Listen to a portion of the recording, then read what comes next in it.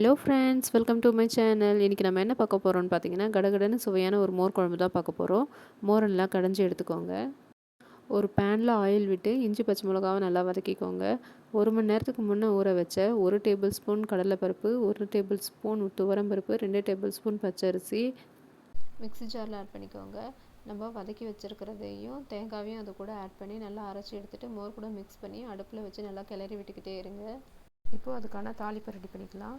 அடுப்பில் கடாயை வச்சுட்டு ஆயில் ஆட் பண்ணிக்கோங்க. கடுகு, உளுத்தம்பருப்பு, காஞ்ச மிளகா, பட்டை, பிரியாணி இலையை ஆட் பண்ணிக்கோங்க. கறிவேப்பிலை ஆட் பண்ணிக்கோங்க. நறுக்கி வச்சுருக்க வெண்டைக்காவை ஆட் பண்ணிக்கோங்க. ஒருவேளை வெண்டைக்காய் உங்களுக்கு பிடிக்கலனா அதுக்கு பதிலாக சவ் இல்லைன்னா உருளைக்கிழங்கு ஆட் பண்ணிக்கலாம். நம்ம வதக்கி வச்சுக்கிறத மோர் குழம்புல ஆட் பண்ணிக்கோங்க. வெண்டைக்காய் வெந்ததும் நம்மளுடைய சுவையான மோர் குழம்பு ரெடி. Thank you friends.